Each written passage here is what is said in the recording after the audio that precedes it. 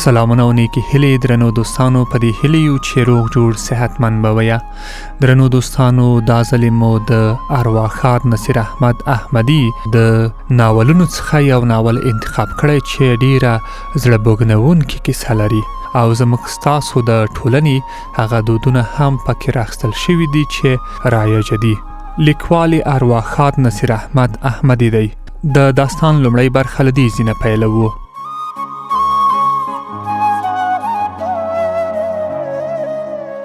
اوله پوښتنه له رنګسري ډاکټرې وکړه. ارزو څو کلنه یې؟ دی مخامخ ولاړې ډانګرې نجلۍ سپیرې شونډې وخوځېدې. نه پوهېږم. د نجلۍ څنګ ته له عمره پخې ښځې په بیړه وویل. خدای مې دې نه غلطوي. ارزو د کرزي په 2 یا 3 کال پیدا شوه. د ډاکټرې د تندي ګونځې سره ورغلې. غبرګې څنګل یې د میز له سره پورته کړې. وی ویل بخت بیبي ترورې، نجلۍ ژبه لري، خپله غږېدای شي. بخت بیبي یو ګام شاته شوه، سر یې وځړېده، غلې ودرېده. ډاکټرې ته نږدې پر څوکۍ ناست له عمره پوخ سړي وویل بخت بیبي وبخئ، لنډ وخت به مو یوازې پرې نږدي. ښځه روانه شوه. د سالون په ور کې یې نوکه ونیوه. ارزو ته یې ناامیده سترګې ور واړولې. د باندې ووته. ډاکټرې غټې عینکې ور واغوستې. د نرۍ پزې پر سر یې کېښودې. تر څنګ ناست سړي ته یې وکتل. ویې ویل 14 کاله به ورته ولیکو.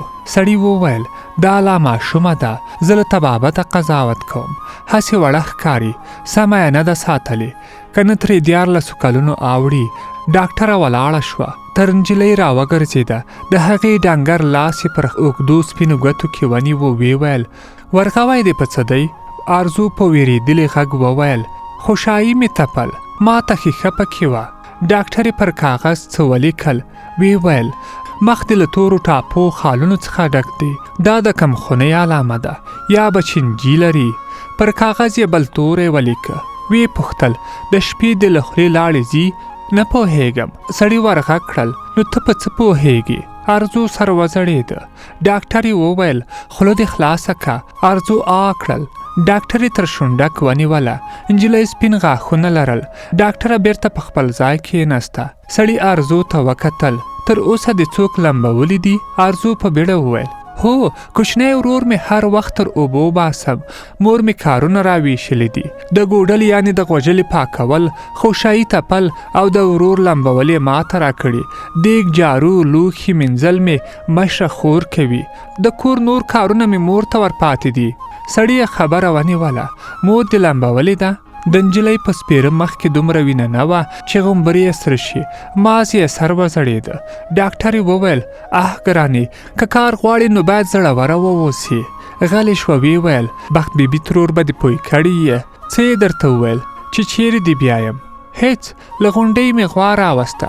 مور مې په تناره ډوډۍ پخوله. ترور مې خبرې ورسره کولې. ویل چې ارزو ته مې په کابل کې ښه کار پیدا کړی، که خدای کول ګوله به مو غوړه شي. بس په سبا مې مور غوټه راته وتړله. له ترور سره دلته راغلم. سړي ډاکټرې ته وکتل. ویې ویل خو بخت بیبي باید په هر څه پوه کړی وای. ارزو ته یې مخ ور واړاوه. ته مو دلته د یوې 82 کلنې ناروغې ښځې خدمت ته راوستي یې. هر څه به ستا پر غاړه وي. ان د زړې ښځې پمپر به هم ور بدلوي. ډاکټرې وویل په پمپر نه پوهېږي؟ صافه خبره ورته وکړه. سړي ارزو ته وکتل. ښځه هر وخت کمو ته نشي تلای، کله کله خپله بستره لندوي. پاکېدا یې ستا کار دی. نجلۍ په بیړه وویل کمود به ورته راوړم. تیر ژمې مې کوچنی ورور مریض و، سراګشت ته نه شوای تلای. مور به مې په تشناب کې کېناوه. ډاکټر یې وخندل. بیرته یې خندا کابو کړه. ویې ویل کمود تاشت نه دی، له ځایه نه خوځېږي. سړي وویل تر اوسه دې په پنجه او قاچوغه خوراک کړی دی؟ په قاچوغه مې مستې خوړلې، خو پنجه. غلې شوه. سړي پر کاغذ څه ولیکل. ویې ویل پتلون دې اغوستی دی؟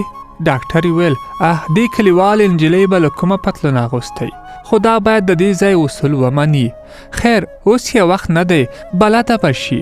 سړي وویل په لیک لوست پوهېږي؟ هو، تر 5 مکتب ته تلم، بیا یې وسوځاوه. خط ویلی شم. سړي وویل له څه سره مینه لري؟ نجلۍ ورخطا شوه. مینه نه لرم، په قرآن کې یې لرم. مور مې راته وویل چې ګوره میینه نشي. هغه د تاج اکا لور میینه شوه. پلار او وروڼو یې د کلا له برجه راواچوله. سړی په خبره کې ورولوېده. څه در باندې ګران دي؟ مور او کوچنی ورور. بل زموږ د ژیړې وړې سخندرې د غټو تورو سترګو اوږده باڼه. دواړو وخندل. نجلۍ غلې ولاړه وه. وروسته یې وویل او بل په کوچو غوړ تود پاستی.